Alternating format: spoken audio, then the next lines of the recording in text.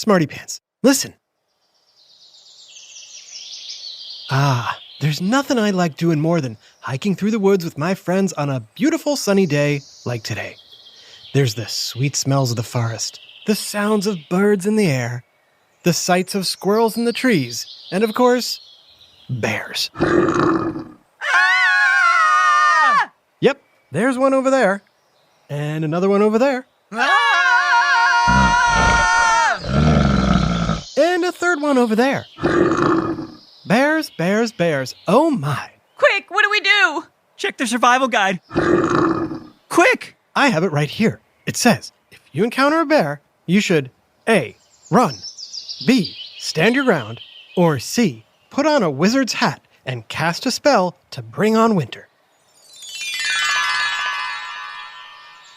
What do you think, Smarty Pants? Wait, the survival guide is multiple choice? Just pick one. Bears are too fast to outrun, so I know A isn't the answer. And obviously, C was just a joke.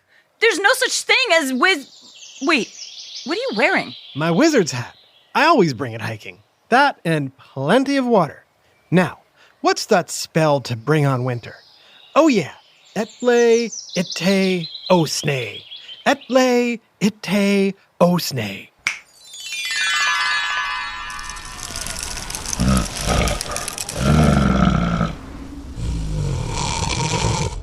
There, that seemed to do the trick. But now it's so cold. Oh. Yeah. Why did you make it winter? Because bears hibernate in the winter. Hear those snores? But what exactly is hibernation? Is it just sleep or something else? And why do bears do it, but not humans? You think the bear would mind if I cuddled up with him for warmth? We'll find out. It's time for another whiff of science on Who smarted? Who's smarted? Who's smart? Is it you? Is it me? Is it science or history? Listen up, everyone. We make smarting lots of fun on Who Smarted. So what do you think, Smarty Pants? Wouldn't it be nice to skip the cold winter months? After the leaves fall from the trees, you hunker down in your bedroom under a nice cozy blanket. Close your eyes and just like that, you wake up to birds chirping in the warm springtime. No more shivering, no more messy snow gear. Wouldn't that be great? But you'd miss the holidays, like Hanukkah, Kwanzaa, Christmas, and New Year's. Ho, ho, ho. Don't forget the Super Bowl. And snowball fights and sledding. And skiing and ice skating. Ooh, and hot chocolate. Yeah, you'd miss all that. So maybe checking out for several months wouldn't be great for winter-loving humans. But for some animals, hibernation is a way of life. These animals rest for long stretches of time in places like hollowed-out tree trunks, caves, or holes dug into hillsides. This is no ordinary sleep. During hibernation, which can last days, weeks, or even months, animals slow their breathing, lower their body temperature, and drastically reduce their heart rate. So much so, they almost seem dead. For example, chipmunks have a normal heartbeat of 350 beats per minute, which we abbreviate as BPM. That's way faster than a typical human heartbeat of 60 to 100 BPM. It's even faster than techno music. Can you guess how low a chipmunk's heart rate falls when they're hibernating? Is it A, 50 BPM, B, 20 BPM, or C, 4 BPM? Did you say C, 4 beats per minute? That's right. Just 4 beats per minute. It's almost undetectable. So why do you think these animals do this? Are they tired from running and hunting all year? Do they hate Christmas and skiing and sledding? Or are they conserving energy? It's all about energy conservation. Hibernating animals slow the way their bodies create energy, otherwise known as their metabolism. They do this at a time when energy sources such as food aren't easy to find. This is typically during the winter. If animals don't use much energy, they won't need much of that hard-to-find food, which means they won't starve to death. Animals that hibernate need to be able to withstand extreme temperatures, not make any noise, or give off any odor. That allows them to hide from predators looking to eat them. In many ways, hibernation equals survival. So what are some animals that hibernate? Shout out some answers.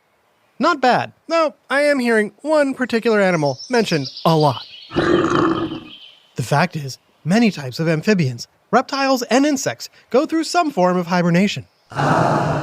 Most hibernating mammals are rather small, like chipmunks, groundhogs, hedgehogs, and bats. But of course, there's one big exception. You guessed it. Bears are the most famous hibernators. During the winter, they can go more than 100 days without eating and drinking, or peeing and pooping.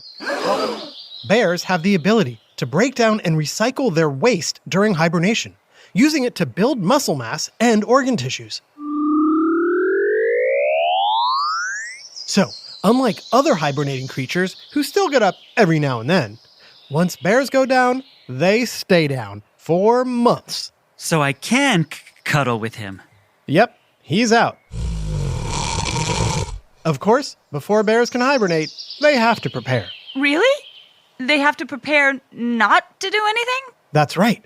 Since they don't eat or drink anything during hibernation, bears and other animals survive off their body fat.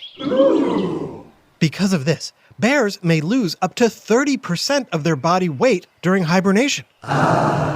So, before they hunker down, they need to pack on the extra pounds by eating a lot. They've been known to add 3 pounds of weight each day in the weeks before hibernation. How much food do you need to eat to do that? Well, let's head to a restaurant to find out. Welcome to McDonald's. Can I take your order? Hey, Mickey D's! Nice. What are we getting? Well, to put on 3 pounds, a bear needs to eat about 20,000 calories. Calories are units measuring how much energy food gives you. And if you eat too many, you gain weight. Great! Let's go for it. Okay, 35 Big Macs, please, and supersize them. Wow, that's a lot of food to split. Oh, we're not splitting it. That's 35 each. Each? Yeah, that's about the same number of calories a bear has to eat to gain 3 pounds. I don't think I could eat that many burgers at one time. Okay, well, then you could have 412 McNuggets. Or that, too. How long do I have to eat them? A day. Maybe I could eat that many in a day? Oh, you'll have to, because you're ordering the same thing again tomorrow. Tomorrow? Yep, bears need to eat 20,000 calories a day for several weeks throughout the fall months to prepare for hibernation. All the fat they gain is what they'll survive on during the winter months. But don't worry, we're not really going to eat all that. Unless you're a competitive eater, you'd probably get sick from all that food. The average person needs less than 2,000 calories a day, which is 10 times less than what a bear needs to prepare for hibernation. At least a bear gets to take a nice long nap after eating so much. Actually, hibernation is anything but pleasant. Unlike sleep, which restores and re-energizes your body, hibernation causes a lot of stress and damage to organs, such as the brain and lungs. Many animals come out of hibernation from time to time just so they can get some actual sleep. Whoa. Hibernation is tough, but when starvation is the alternative, it's a necessary hardship. So why don't humans hibernate? I mean, people live in very cold parts of the world, like bears. True, but humans did not start there. Hey, Smarty Pants, do you know where the human race began? Go ahead and shout out your answers. Ah, I heard some of you say it. Africa. Humans evolved in a hot, tropical region where food was never scarce enough to require hibernation. And by the time humans began moving to colder regions, they'd already mastered fire, agriculture, and hunting. So they could make clothes and shelters to deal with the harsh weather. And humans don't need to hide from most predators. Basically, there's no need for us to hibernate. But some people are trying to figure out how we could do it anyways. Really? Who? Well, scientists at NASA, for one. NASA? What does hibernation have to do with space? It's a good question. And the answer right after this quick break. Now back to Who Smarted. So, now that you know hibernation is not a long, pleasant nap, you probably wouldn't want to do it. Yet, many scientists think hibernation could help humans. How so? Here's a hint. It has to do with all that damage hibernation does to an animal's body. The damage? How could that help? Think about it. If all these animals were seriously hurt by hibernation, wouldn't we see a lot of sick, wounded creatures in the wilderness? Yeah. But we don't, and scientists want to know why. How is it that an animal can wake up from hibernation with lungs and brains that look seriously diseased, only to rapidly recover to normal health? If scientists can figure out how hibernating animals stay healthy, they may be able to treat people with diseases affecting those same organs. Makes sense. Meanwhile, over at NASA, scientists are hoping hibernating animals can help with space travel. Why would you want to hibernate in space? Well, being in zero gravity can damage muscles and bones. Astronauts on the space station typically exercise 6 hours each day to stay in shape. Hibernating might help them keep their muscles and bones healthy without having to work out so much. Not to mention, hibernation could help with space travel. I'll put my wizard's hat back on to show you what I mean. Whoa, are we on a spaceship? Yep, we're in the future, on board a spaceship heading towards Saturn. I thought we'd go hiking on Saturn's moon, Titan. Nice! NASA scientists think hibernation may help astronauts survive longer voyages in space, like the 6 or 7 years it would actually take to get to Saturn. If astronauts can hibernate during that journey, they wouldn't need to pack outrageous amounts of food onto the spacecraft, and they could stay in cramped quarters for much longer periods of time. This would allow us to explore the farther reaches of our solar system. But of course, NASA still has to figure out how to overcome the body-damaging side effects of hibernation, including memory loss. Hello, this is the flight crew speaking. Hope you all enjoyed your hibernation. Please take a few minutes to figure out who you are and where you're going. In the meantime, please enjoy some complimentary Big Macs. Also, there's a bear on board.